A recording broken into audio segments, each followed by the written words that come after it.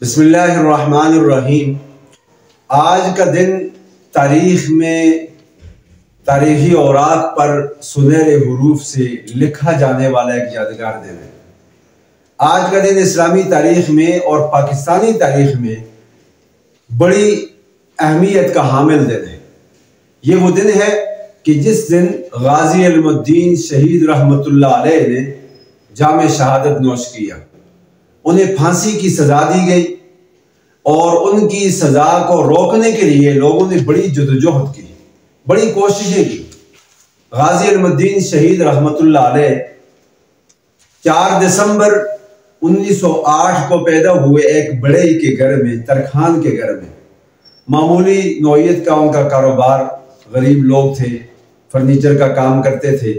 اس گھرانے میں اس مرد مجاہد نے آنکھ کھولی اور ابھی جوانی کی دہلیز پہ قدم ہی رکھا تھا۔ انہوں نے اپنا کام سیکھا اور کام کرنے لگے تو کوہاٹ میں انہوں نے ایک مقام پر اپنا کام شروع کیا۔ وہاں پر کام کر رہے تھے، گھر آتے، وہاں جاتے، آنا جانا لگا رہتا۔ ایک موقع پر ایسا ہوا کہ لاہور میں بڑا شور و غوغا ہے، ہر طرف آوازیں ہیں، ہر طرف مسلمان پریشان حال ہیں۔ غازی علم الدین نے پوچھا کہ ماجرا کیا ہے، ہر کوئی پریشان کیوں دکھائی دیتا ہے؟ تو بتانے والوں نے کہا کہ راجپال ہندو نے ایک کتاب شائع کروائی ہے اور شائع کرنے کے بعد اس کو تقسیم کی ہے، جس میں جناب رسول اللہ صلی اللہ علیہ وسلم کی شان اقدس میں گستاخی کی گئی ہے۔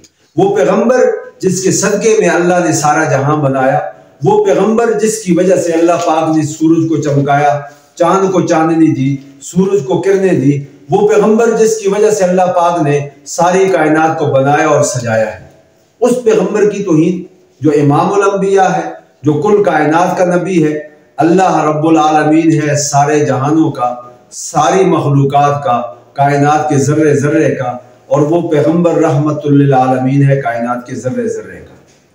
ہر وہ چیز جس کا اللہ رب ہے، محمد اس کا نبی ہے صلی اللہ علیہ وسلم، اس پیغمبر کی توہین کی گئی۔ چنانچہ یہ چلتے چلتے گئے، وہاں پر ختم نبوت کانفرنس چل رہی تھی۔ سید عطا اللہ شاہ بخاری لاہور میں گرج اور برس رہے تھے۔ وہ ایشیا کا، اسلام کا عظیم الشان خطیب اور امیر شریعت، جس کو امت مسلمہ نے لقب دیا اور ان کو یہ اعزاز ملا، وہ وہاں پر خطاب کر رہے تھے۔ ان کے خطاب بھی بڑے انوکھے ہوتے تھے۔ عشاء کی نماز کے بعد گفتگو شروع کرتے، نماز فجر کی جب اذانیں ان کی سماعتوں سے ٹکراتی تو وہ یہ کہہ کر کے اپنی گفتگو ختم کرتے تھے کہ لوگوں سنبھل جاؤ، مان لو ہماری بات، سن لو ہمارے دلائل۔ کل کو ایسا ہوگا جب ہم قبر کی پاتال میں اتر جائیں گے، تم آ کر کے ہماری قبر پہ کھڑے ہو کر کے کہو گے کہ تم لوگ جو بھی کہتے تھے وہ حق تھا، وہ سچ تھا، ابھی مان لو، ابھی وقت ہے اپنی اصلاح کر لو۔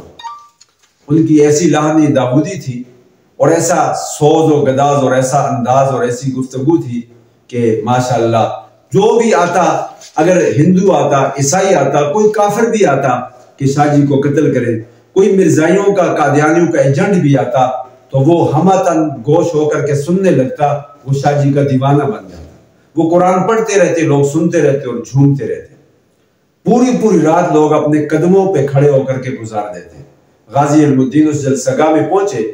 وہاں پر اس جلسے کی صدارت مولانا حبیب الرحمن لدھیانوی کر رہے تھے، جنہوں نے 25 سال جیل کاٹی ہے، انگریز کے ظلم و جبر کا نشانہ بنے، اور تحریک ختم نبوت میں بھی انہوں نے جیل میں زندگی گزاری، اور وہاں پر وہ صدارت فرما رہے ہیں۔ باقی حضرات بھی ہیں، بڑے بڑے لوگ موجود ہیں۔ سید عطا اللہ شاہ بخاری کی خطابت جوش پہ تھی۔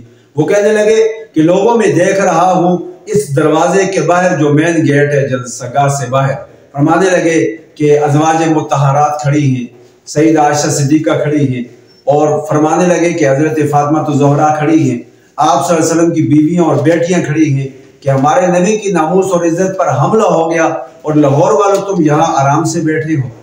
بس یہ کہنا تھا کہ مجمع تڑپنے لگا، لوگوں کے نعرے فلک شگاف بلند ہونے لگے اور ان کے کلیجے سینوں سے اچھلنے لگے۔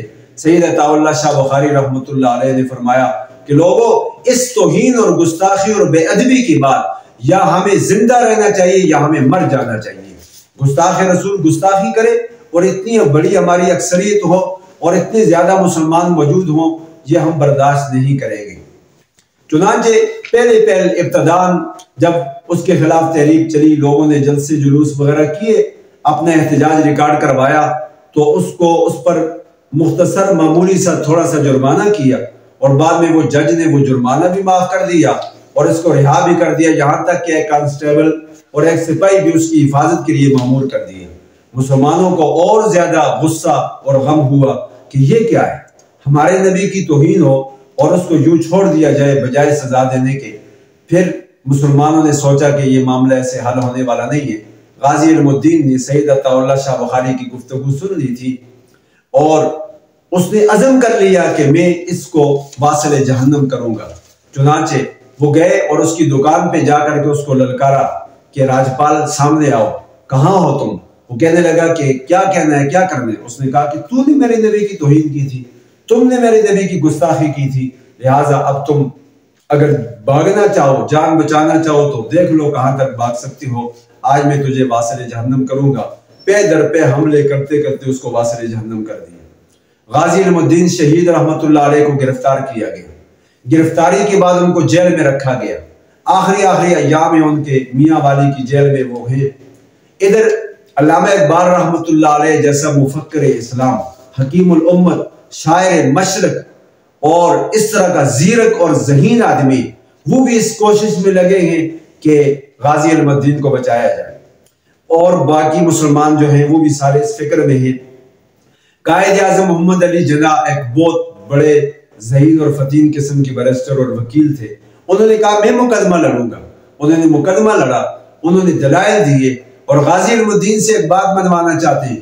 کہتے ہیں کہ آپ یہ کہہ دیں کہ اس وقت میں ہوش میں نہیں تھا، میں نے اشتعال میں آ کے، جذبات میں آ گئے، کیونکہ رسول اللہ صلی اللہ علیہ وسلم کی شخصیت اور ذات ہی ایسی ہے کہ میں سن کے آپے سے باہر ہو گیا، میں اپنے اوپر کنٹرول نہ کر سکا، تو میں نے راجپال پہ حملہ کر دیا، ہم دلائل ایسے دیں گے تجھے بچا لیں گے۔ غازی علم الدین سے جب یہ پوچھا گیا تو وہ کہنے لگے کہ میں نے ساری زندگی بے ہوشی میں گزاری، وہی ایک ہی لمحہ تھا جب میں ہوش میں تھا، تو آپ مجھ سے یہ اعزاز اور عزت کیوں چھیننا چاہتے ہو؟ میں جیل کی کال کوٹڑی میں ہوں، وہاں پر ادھر میری آنکھ بند ہوتی ہے، ادھر میں رسول اللہ کا دیدار کرتا ہوں، میں تو روز اللہ کے پیارے حبیب سے ملاقات کرتا ہوں، ان کے رخ انور کو دیکھتا ہوں، ان کے چہرے اقدس کو دیکھتا ہوں، ان کی زلفوں کو دیکھتا ہوں، ان کی پیشانی کو دیکھتا ہوں، ان کے چمکتے دانتوں کو دیکھتا ہوں، ان کی آنکھوں کو دیکھتا ہوں، آپ مجھے اس اعزاز سے محروم کرنا چاہتے ہیں؟ کہا کہ مجھے بالکل کوئی رہائی نہیں چاہیے، اگر یہ انگریز مجھے پھانسی پہ لٹکانا چاہتے ہیں، اگر یہ کافر چاہتے ہیں کہ مجھے پھانسی پہ لٹکا دیا جائے، راجپال کا بدلہ لینا چاہتے ہیں تو لے لیں، ایک جان نہیں اگر ہزاروں جانیں بھی ہوں تو میں قربان کرنے کو تیار ہوں۔ چنانچہ غازی علم الدین شہید رحمۃ اللہ علیہ کو 31 اکتوبر 1929 کو آج کے ہی دن میں ان کو پھانسی پہ لٹکا دیا گیا، اور لاہور کی تاریخ کا سب سے بڑا جنازہ غازی علم الدین شہید رحمۃ اللہ علیہ کا تھا۔ میں یہ عرض کرنا چاہتا ہوں اس واقعے کے تناظر میں، ہمارے ملک پاکستان کا بھی یہ قانون ہے، کہتے ہیں کہ اگر کوئی مسئلہ ہو جائے تو قانون کو ہاتھ میں نہ لیا جائے بلکہ رٹ دائر کی جائے، اس کیس کو لے کر کے آپ عدالت میں آئیں، آپ FIR کروائیں، پھر اس کے بعد اس پر عمل درآمد ہوگا۔ ایسا پاکستان میں بارہا ہو چکا ہے، لیکن گستاخ اور بے ادب ہمیشہ بچ کر نکلنے میں کامیاب ہوئے۔ اب غازی علم الدین ہو یا غازی عبد القیوم ہو یا کوئی بھی غازی جتنے بھی گزرے ہیں کوئی بھی ہو، یا غازی ممتاز قادری ہو، ان لوگوں نے قانون کو ہاتھ میں نہیں لیا۔ انہیں پتا تھا کہ یہ جو قانون ہے اس قانون میں بہت زیادہ اس میں ڈھیلا پن ہے، یہ قانون جو ہے منطقی انجام تک پہنچنے والا نہیں ہے، اس قانون کے نتیجے میں کوئی معاملہ حل ہونے والا نہیں ہے۔ وہ بیرونی طاقتیں اور قوتیں جب اس میں انوالو ہوتی ہیں تو پھر وہ اپنے اس چہتے کو رہا کروانے میں، نکلوا کر کے لے جانے میں کامیاب ہو جاتے ہیں۔ اسی طرح کا معاملہ آسیہ مسیح کا بھی ہوا۔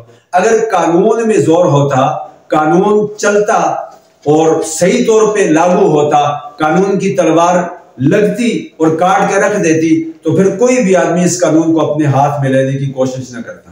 بہرحال میری آخری بات یہ ہے کہ قانون ہاتھ میں لیا ہی تب جاتا ہے کہ جب قانون پر عمل درآمد نہیں ہوتا۔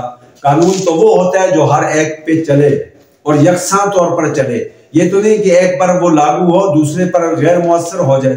ایک پر تو وہ قانون چلے دوسرے پہ نہ چلے۔ قانون تو وہ ہے، اللہ کے پاک پیغمبر صلی اللہ علیہ وسلم نے ایک مرتبہ محفل میں تشریف فرما ہے، ایک صحابی آئے کہنے لگے یا رسول اللہ آپ نے مجھے اس لکڑی سے مارا، حالانکہ آپ نے مارا نہیں تھا، اچانک اس کو ہلکی سی خراش آ گئی تھی، لگ گئی تھی، ایک کھجور کی ٹہنی تھی اس کے ساتھ۔ وہ کہنے لگا کہ مجھے آپ نے مارا تھا۔ آپ صلی اللہ علیہ وسلم کہنے لگے کہ آپ اپنا بدلہ لے لو۔ وہ صحابی کہنے لگا کہ یا رسول اللہ اس وقت میرے یہاں کمر پہ کپڑا نہیں تھا، آپ کا کپڑا ہے یہاں پہ، تو آپ صلی اللہ علیہ وسلم نے فرمایا میں اپنا کپڑا بھی ہٹا دیتا ہوں، آپ اپنا بدلہ لے لو۔ چنانچہ کپڑا ہٹایا تو وہ آپ صلی اللہ علیہ وسلم کی وجود سے لپٹ کر کے چومنے لگا مہر نبوت کو، کہنے لگا یا رسول اللہ نہ آپ نے مجھے مارا ہے اور نہ میں بدلہ لینا چاہتا ہوں، میں تو بہانہ مانگتا تھا کہ میں مہر نبوت کو چوم لوں۔ تو آپ صلی اللہ علیہ وسلم نے قانون پہ اپنے آپ کو پیش کیا۔ یہاں پر لوگ استثناء حاصل کر لیتے ہیں، یہاں پر لوگ کہتے ہیں کہ اس پہ چلے مجھ پہ یہ قانون نہ چلے، اپنے لیے اور دوسروں کے لیے اور، یہ بات ٹھیک نہیں ہے۔ تو پھر اسی طریقے سے حضرت عمر رضی اللہ تعالیٰ عنہ کا واقعہ ہے، حضرت علی رضی اللہ تعالیٰ عنہ کا واقعہ ہے کہ وہ عدالت میں تشریف لاتے ہیں، جج اٹھ کے کھڑا ہونا چاہتا ہے تو وہ کہتے ہیں کہ آپ بیٹھ جائیں، میں بے شک امیر المؤمنین ہوں لیکن عدالت سے باہر ہوں، عدالت میں اس وقت میں ملزم کی حیثیت سے آیا ہوں، مجرم کی حیثیت سے آیا ہوں۔ ملزم نہیں تھے، مجرم بھی نہیں تھے، صرف آئے اس لیے تھے کہ ان پر ایک بات کی گئی تھی، ایک اعتراض تھا، اس کا انہوں نے جواب دینا تھا۔ تو کہنے لگے کہ جب تک وہ معاملہ حل نہیں ہوتا آپ میری خاطر کرسی نہ چھوڑیں۔ جہاں دیکھیں اپنی مرضی کے فیصلے کیے اور کروائے جاتے ہیں۔ ختم نبوت ہمارے لیے موت و حیات کا مسئلہ ہے، ہمارے لیے مرنے اور جینے کا مسئلہ ہے، اس سے بڑھ کے ہمارے لیے کوئی ریڈ لائن نہیں ہے۔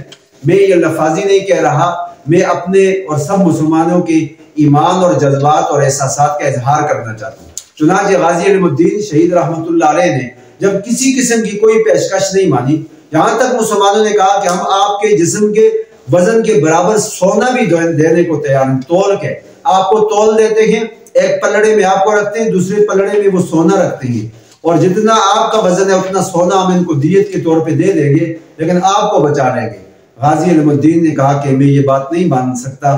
تو علامہ اقبال رحمۃ اللہ علیہ نے فرمایا تھا ان شہیدوں کی دیت اہل کلیسا سے نہ مانگ کہ عزت و عظمت میں ہے خون جن کا حرم سے بڑھ کر، اور اس سے بھی بڑھ کر یہ کہا تھا بے خطر کود پڑا عشق آتش نمرود میں، عقل ہے میں تماشا لبے بام ابھی۔ اور ایک یہ بات بھی کہی تھی غازی علامہ اقبال رحمۃ اللہ علیہ نے کہ اسی تے گلاں کردے رہ گئے ترخانہ نہ منڈا بازی رہ گئے۔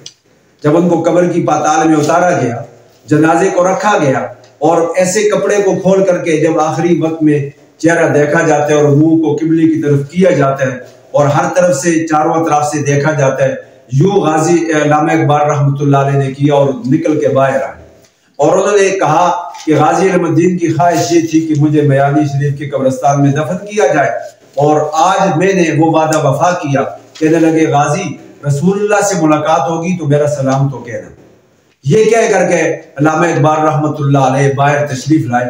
عرض کرنے کا مقصد یہ ہے کہ رسول اللہ صلی اللہ علیہ وسلم کی شان میں گستاخی ہو، اس کو کوئی ادنا سے ادنا مسلمان بھی ذرا برابر برداشت نہیں کر سکتا۔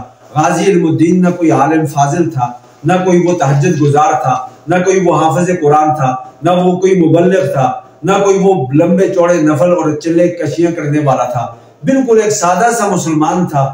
نماز بھی پڑھتا تھا، کبھی نماز لیٹ بھی ہوتی تھی، وہ کوئی بہت زیادہ اس طرح کا لمبی چوڑی نفل پڑھنے والا نیکیاں کرنے والا بھی نہیں تھا، عام سادہ سا مسلمان تھا۔ اور اسی طریقے سے دیکھ لیں آپ غازی ممتاز شہید کو یا باقی جو لوگ گزرے گئے۔ عرض کرنے کا مقصد یہ ہے کہ رسول اللہ صلی اللہ علیہ وسلم کی شان اقدس میں گستاخی اور بے ادبی ہوگی، اس کو کوئی مسلمان کبھی بھی برداشت نہیں کر سکے گا۔ آخر میں اتنا ہی کہنا چاہوں گا، اب جس کی جی میں آئے وہی لے اس سے روشنی، ہم نے تو دل جلا کے سر عام رکھ